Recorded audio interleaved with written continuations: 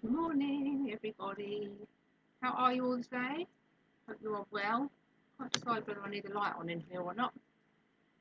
I don't know. I've got loads and loads of lovely stories for you today. Some of them are really new, but most of them are really newish.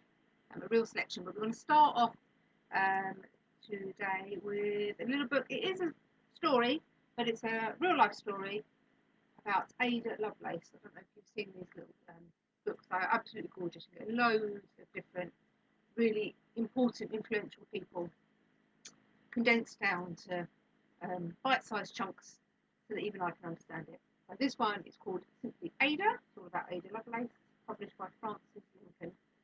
And they're just, oh, they're adorable. They are. So here we go, especially if you like maths. Baby Ada's mother liked maths, and her father liked poetry.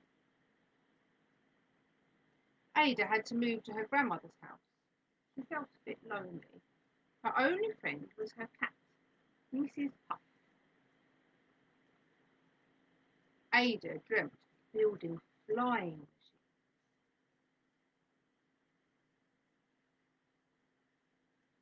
but Ada's mother didn't like her imaginary inventions. She told her to stick to maths. Luckily, Ada was good with numbers. When she grew up, she met a famous man called Charles Babbage. He was building a big machine. It was called a calculator. All the cogs.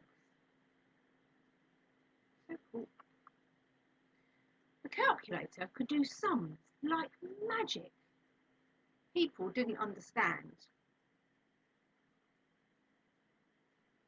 but Ada did. She thought for a while, then invented a special code to tell the calculator what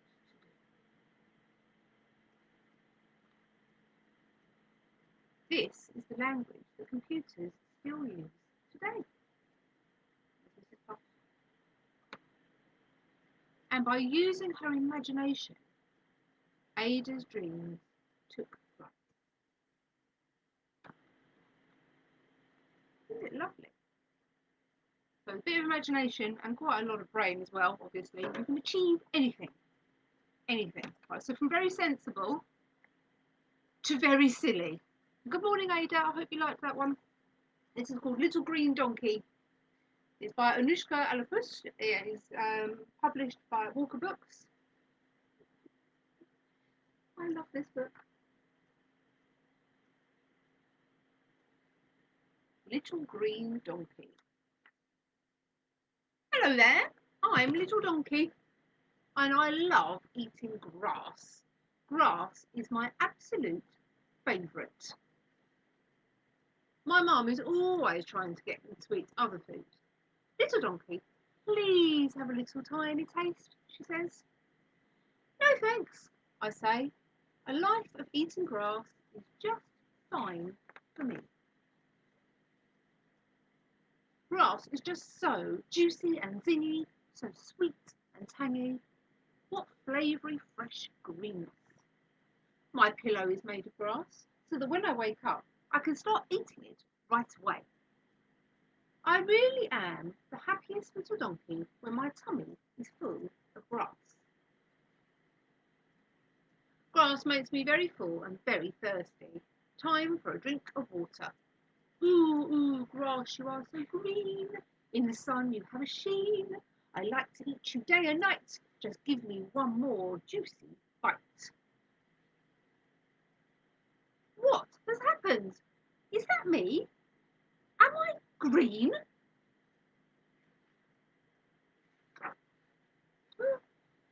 My ears, my tummy, my arms, my legs, my tail, they're all green. I am a gigantic herb. Oh no! My mum will find out that I've eaten too much grass. What can I do? Aha! This mud will hide the green, and these leaves will help. Yes, nobody will ever guess. I am a genius. Little donkey, you're all green, says Mum. You have finally eaten too much grass. It's really time to try and eat some new food. I bet you'll like them just as much as grass, she says. I'm not convinced there's anything more delicious than grass. Blah! Oranges are too juicy. Pew, pew! Watermelon is full of seeds. Ah! Broccoli is too green. Yuck! Apples? No, thank you. Grapes? Carrots? Carrots are so delicious. Such orangey, crunchy, crispy amazingness. Mmm. Carrots are my favourites. Carrots make me full and very thirsty. Time for a drink of water. Carrots, you are so crunchy. Carrots make me feel so munchy. Carrots for breakfast, carrots for tea. Carrots are carrots are all I can see. Great. Not sure what the moral of that story is. Don't eat too many carrots. Or grass. Okay. This story, well, it's kind of a story. It's called All the Ways to Be Smart by Davina Bell and Alison Colboys. And it's published by a little publishing house called Scribe. The children's imprint is called Scribble.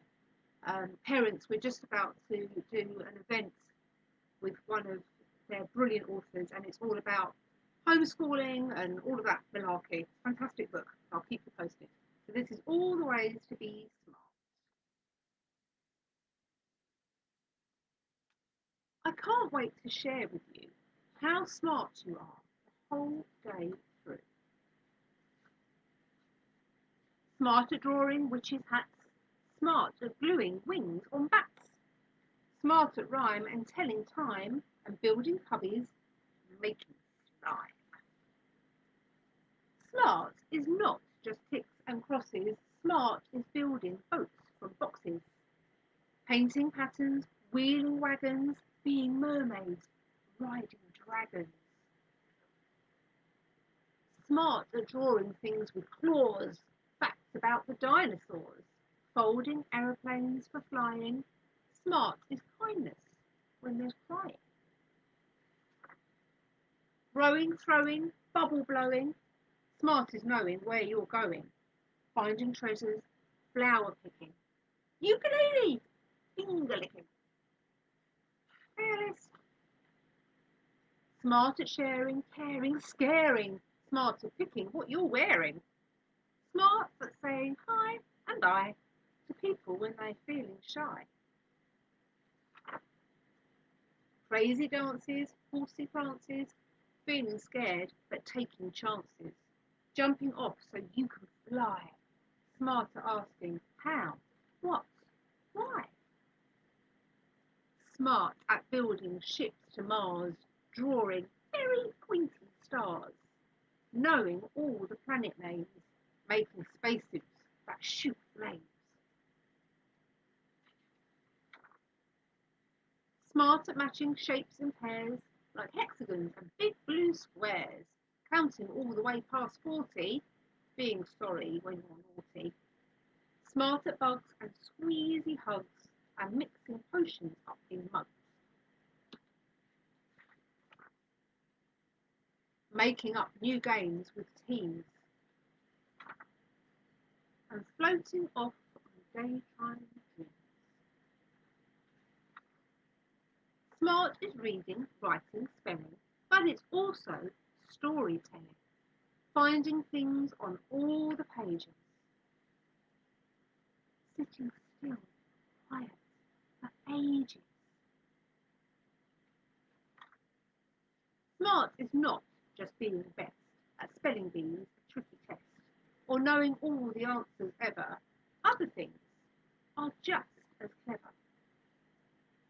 Every hour of every day, we're smart in our own special way, and nobody will ever do the very same smart things as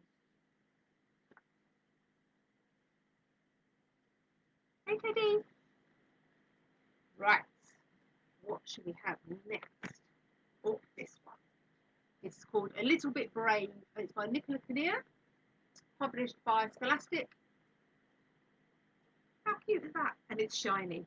If a book is shiny, you're onto a winner, I think. It's shiny and beautiful. A Little Bit Brave. Okay. Logan was a stay-at-home bunny. His friend Luna was the daring one. She had new adventures every day. They sounded quite exciting, but rather frightening too. So whenever Luna said, "Come out with me, it's fun," Logan said, "Oh no, I'll never go outside. It's far too scary." At last, Luna had had enough. "You have to come out with me." "No," said Logan. "You're no fun," said Luna. "I'm too scared," said Logan. "Sometimes, Logan, you just have to be a little bit brave," shouted Luna, and she stomped out. Logan tried to have a normal morning. He watered his indoor plants, he dusted his shell collection, he baked some biscuits, but nothing felt right. He was very upset. Luna had never been angry with him before. "I have to make it up with her the right way," he thought. There was just one problem. Luna was outside. It would be an adventure, and Logan had never had one of those. He had no idea what to pack. So he took a snorkel, a torch, and a tin of biscuits. Then he put on his favourite scarf, plucked up all his courage, and tiptoed out. It was strange and noisy in the woods. There was flapping and scurrying, tweeting and rustling. "I knew it would be scary," thought Logan. He took a deep breath and called, "Luna!" There was no reply. But lots of other animals scampered up. "Luna," they said. "She's the bravest bunny in the world." "She dives into the river to collect shells," said an otter. "She rides around the forest on my back," said a deer. "She explores the deep dark caves and goes looking for bears," said a fox. "That sounds so scary," said Logan. "But if you do these things too," said a mouse, "perhaps you'll find her." So that's exactly what Logan did. First, he dived into the river. Splash! Oh, it was chilly. It was lucky he'd packed his snorkel. There was a whole new world underwater. Logan saw fish and frogs and snails, but he didn't see Luna. Then he rode off with the deer. Whoosh! My, it was fast. He was lucky he brought his scarf to help him hold on. There was a whole new world in the woods. He saw sparrows, squirrels, butterflies. But he didn't see Luna. Then he tiptoed into the cave. It was lucky he packed his torch. There was a whole new world in the dark. He saw bears, bats and spiders, sleeping bears. But he didn't see Luna. Logan was amazed at all the things he'd done. "If only I could find Luna," he said. "She'd be really proud of me." He was so chuffed, he decided to have a biscuit. But before he could open the tin, he heard a shout. "Stay back, you wicked wolf!" That voice sounded very familiar. In fact, it sounded just like Luna. Oh no, a huge, hungry wolf was trying to eat her. Logan hid behind a tree. Suddenly, he didn't feel brave at all. "I want to go home," he whimpered. But he couldn't let Luna be eaten. So he picked up his biscuits, plucked up all his courage, and ran. "No!" he cried. "Don't eat Luna! Eat my biscuits!" The wolf was very surprised. "Biscuits?" he said. "I don't mind if I do." And he gobbled up the whole lot. The wolf was very friendly after that. "Oh, that was amazing!" cried Luna. "When did you become so brave?" "I think it started this morning," said Logan. When I was baking biscuits. Luna laughed. Can we go home and bake some more? I'd like that, said Logan. But first, we need another adventure. I wonder where they go. Somewhere exciting. Another one. But this story is called Pencil Dog by Lee Hodgkinson, and it's published by Simon and Schuster. Oh, I say that wrong. Schuster. Isn't it lovely? I thought this was very apt at the moment because there's lots of beautiful rainbows in this story. See if you can find them all. Even end papers, more patchworky, a bit Elmery, I think. Lee Hodgkinson. This is me and Pencil Dog. We love to spend time with each other. It's not just the time that flies when we're together. We do too. For Pencil Dog, anything is possible. We go on the most amazing adventures at the drop of a hat.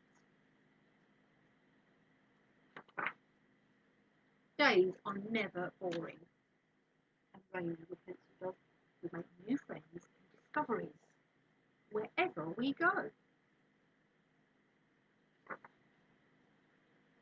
Pencil Dog always posts the most wonderful stories right at the tip of his nose.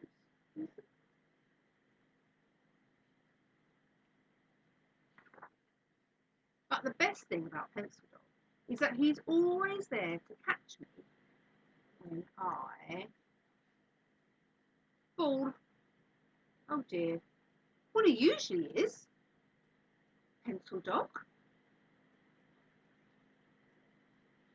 Pencil Dog? Where are you? We're in the middle of a story. You never leave in the middle of a story.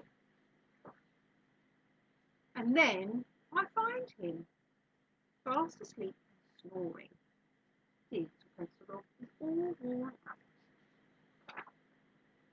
Even though he's not as sharp as he used to be, I don't mind one bit. Luckily, I'm around to find adventures and help tell stories. Like the time Pencil Dog flew over the mountains in a colourful hot air balloon, or when he lived in a tiny tent under the twinkling stars and ate toasted marshmallows for breakfast, or the time he fell in love under the biggest rainbow. Then, one day, Pencil Dog gets so very small he actually disappears. He isn't here anymore. I miss him terribly. But slowly I realise that I still have so much of him with me. So Pencil Dog hasn't disappeared completely, and in a way, he never will.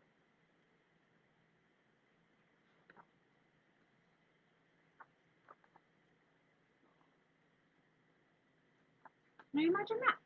Having a dog that has a pencil for a nose. I wonder what it could draw for you. Where you would go with it. Somewhere exciting. This is by Sarah Coyle and Dan Taylor. It's called The Biggest Story.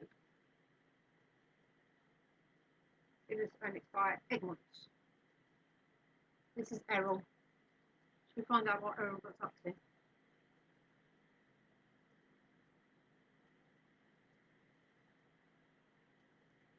Errol's mum told the best stories. They were always fun and exciting. So one afternoon, when there was nothing to do, Errol knew a story was just what he needed. Unfortunately, there was a plumbing problem. Sorry, Errol, said his mum. This pipe won't fix itself. Why don't you think up a story instead? Errol blinked, surprised. Then he shook his head. I can't tell a story. I don't know how. Bet you can, said his mum. Just have a go. Out in the garden, Errol tried hard to think of a story, but star jumps didn't shake any ideas out, and standing upside down for a full minute only made his ears hurt. He was so busy thinking, he didn't notice ants until... Psst, said the biggest ant. We couldn't help overhearing that you're telling a story. Will it have ants in it? Well, sure, said Errol. He'd never met a talking ant before. Perhaps other animals could talk. Ahem, said a low voice. A tabby cat was tapping Errol's foot. You know, she said, the best stories have cats in them. So what do you say? Asked the tortoiseshell cat. Oh, sorry. With an awful kerfuffle, all the neighbourhood cats bobbed up onto the fence. Each cat sat at a slight distance from the others. Cats like the distance. So what do you say? Asked the tortoiseshell cat. Any room for cats in your story? Ants and cats? Errol's story was getting better already. Errol looked around the garden. What else does my story need? Stunts! Shouted a sheep, clipping the gate as she jumped into the garden. Showering splinters, a long line of sheep hopped after her. You need action, excitement, paragliding! Sheep do all that stuff. Done, Errol grinned. He had everything he needed to start his story. But just then, the ground trembled and shook. A mob of meerkats burst through the fence. Elephants, lizards, pandas, monkeys, even a sleek leopard followed. So, the leopard looked excited. Word to the wildlife park is you're telling a story. Good news, we're in. Errol gave a low whistle. To fit everyone in, this story would have to be big. Okay, he said, but that's definitely it. There's no room for anyone else. Not even dinosaurs! Shouted the sheep. A stegosaurus, a gigantic T-Rex, stood beaming as they sank slowly into the lawn. A news story is always worth travelling through time and space for, the T-Rex explained. Of course, we were in the very first stories, said the stegosaurus smugly. Hope this one is as good. The audience fell silent, waiting for the story to begin. Errol gulped. Ooh. He felt as though he'd eaten too much pizza, and the pizza was made of bees. Would his story be any good? I've got my tea. Errol's mum sat down, but didn't seem to notice that her chair was covered in monkeys. I'm ready for your story. Errol grinned at her. Then he took a deep breath and began. The biggest story. Oh no, T-Rex is in trouble. She's stuck in the middle of a fiery volcano. Eee! Those tricksy cats have trapped her. You'll never escape dino breath. Mwahaha! Catapults, ready. But here come T-Rex's friends. Hooray! We're coming, T-Rex. Wait, hot lava. Poor T-Rex. Not even her friends can help her now. Bye-bye, boats. Hop, sizzle, sizzle. Is this the end for T-Rex? Extinction time. Hold up, you pesky felines. Wait, is it? No, it can't be. It is. It's the superhero sheep. Golden glider, skyrocket, silver arrow. My heroes. Foiled again. Bad luck. T-Rex is saying, woohoo! Yay! It's party time. Keep the noise down. The end, said Errol. Seconds stretched. Then the audience went wild. Animals cheered, roared and stomped. Dinosaurs danced, ants somersaulted, cats purred louder than lawnmowers, and sheep ping-ponged across the lawn. Errol's mum pulled him into a huge hug. That was the best and the biggest story I've ever heard, she cried. Much better than any of mine. Tired but happy, Errol went upstairs to his bath. He felt very proud. He had told his own story and his head was full of ideas for more. A little later, Errol's boats were sailing past bubbled mountains when he heard a tiny tapping. A small owl stuck her head through the open window. Did I miss the story? Yep, said Errol, crossing the dangerous Bath water deeps. The boat began to rock. But I'll tell you another. It starts on a stormy sea. Then this is brilliant. So at the back of this story, there's some ideas for you if you wanted to make up your own. It says, Errol had lots of fun making up his story. If you told a story, what would you write about? After a few star jumps, try out this idea to get started. And then there's lots of lists of really cool things you could put into your own stories. So maybe you could have a go. If you're in a story writing mood, that is. In fact, we've still got our story writing competition is open until the 30th of May. So if you fancy writing a story or a poem, something to do with everyday heroes, then get mum or dad to send it to me. We'll see. The winners are all going to get some vouchers to spend at the bookshop. Okay, I think we have got time for one more story. This is called Grandad's Island by Benji Davies. And it's also published by Simon Schuster. So it's another beautiful book. Children's books are the best.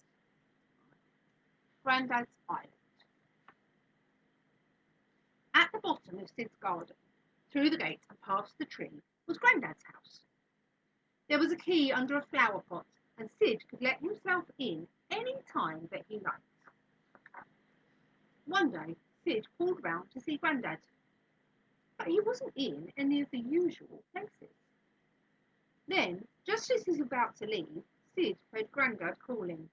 "Oh, there you are," said Grandad. "There's something I want you to see." Sid carefully climbed up the ladder. He had never been in Grandad's attic before.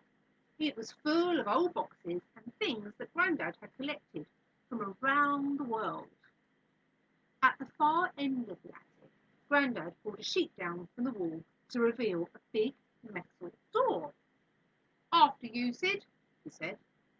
Sid turned the handle, plunk, and gave the heavy door a push. Sid found himself standing on the deck of a very tall ship. There was an ocean of rooftops all around. Grandad pulled a handle. Went the horn, and the ship lurched forward. "Steady as she goes," Grandad boomed. Grandad was very good at steering the ship. He kept them on a smooth course across the rolling waves. Mile after mile they saw was sea and sky and sky and sea, until at last something appeared on the horizon. "Land ahoy!" shouted Sid. They dropped the ship's anchor and made their way to shore. "Grandad, don't you want your stick?" Sid asked. "No, I think I'll be all right," said Grandad. In the thick jungle of the island it was very hot. "We must find a good spot for a shelter," said Grandad. At the top of the island, where a cool breeze blew through the trees, they found an old shack. There was a lot to do, but with a little help they soon had everything shipshape. They explored the island high and low. At every turn they saw new wonders. It was the most perfect place. Sid wished he could stay forever, but he knew that it would soon be time to leave. "Sid, there's something I've been meaning to tell you," said Grandad. "You see, I'm thinking of staying." "Oh," said Sid, "but won't you be lonely?" No, I don't think I will," said Grandad, smiling. Like the orangutan reading a book in a hammock. Looks great. It's a bit like me. Before he set sail, Sid hugged Grandad one last time. He would miss him very much. Everyone came to wave goodbye. Across the waves, the ship chugged and churned. The journey seemed much longer without Grandad, but Sid steered the ship safely home. The next morning, Sid went back round to Grandad's house. It was just the same as it had always been, except Grandad wasn't there anymore. In the attic, it was very quiet. The big metal door wasn't there. It was as if it had never been there at all. Then Sid heard something tapping at the window. He wondered what it could be. There on the window ledge was an envelope. Sid carefully prized it open. Poor Sid. Oh, Grandad's made friends with the orangutan. Good friends to make. There you go, look at that, perfect timing today. Not like me at all. Lovely to see you all today. Enjoy your day. It's going to be hot, hot, hot. So if you go outside later, put your sunscreen on, but make the most of it. Have a lovely few days, and hopefully I will see you on Thursday for some more stories. All right. Take care of yourselves. Bye.